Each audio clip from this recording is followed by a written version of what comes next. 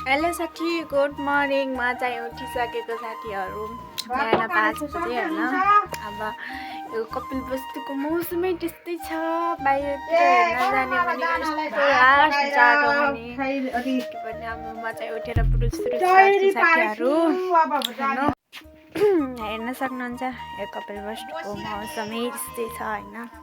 यो लाइटले गर्दाखेरि राम्रो देखिन्छ, नत्र मौसमको हालत कस्तो छ कि बाहिर त। चाहिँ म ब्रुस गर्न लगाएको, हातमुख धुन लगाएको साथीहरू। बाहिर यसो खानासाना बनाउने।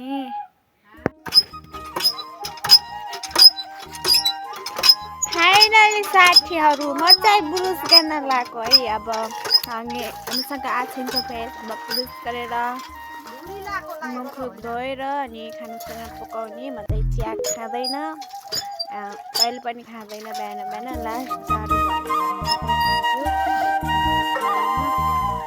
मेरो मम्मी चाहिँ काममा जानको लागि त भाँडासाना माजिदिनु होइन। अब मम्मी त ड्युटी जानुहुन्छ 8 बजीतिर। त्यही भएर खानासानाहरू पाकिसक्यो होइन, बिहान 6 बजीतिर। अब ढिँडोहरू, गाउँको अर्ग्यानिक ढिँडोहरू बनाइदिने हो। हजुरआमा आउनु भयो हाम्रो चाहिँ घरमा। अब उठेर घरको कामसाम गर्नु पऱ्यो नि त, अनि त्यही भएर कामसाम गरिन्छ।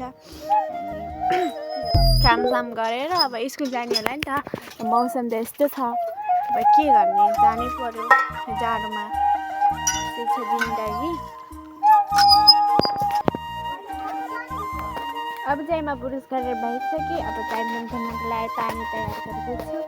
पानी चाहिँ लास्ट चिसो छ साथीहरू,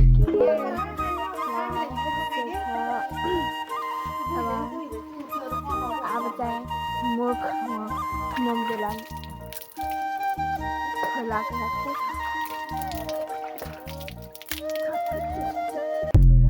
जाडो चाहिँ मुख नधुला नि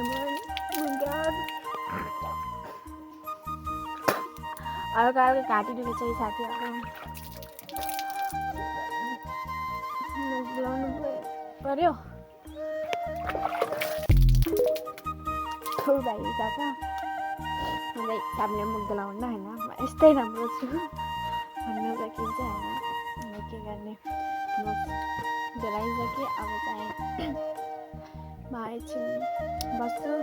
त्यसपछि अब आगो टाप्ने होइन, आगो राख्छ भने नत्र यस्तो कामसाम गर्ने। अब घरसर बढाल्ने, सफा गर्ने, हाम्रो आफ्नो रुमहरू मिलाउने। अनि अझै चाहिँ सुतिरहनु भएको छ हाम्रो घर चाहिँ। दादाहरू अङ्कलहरू सुतिरहनु भएको छ।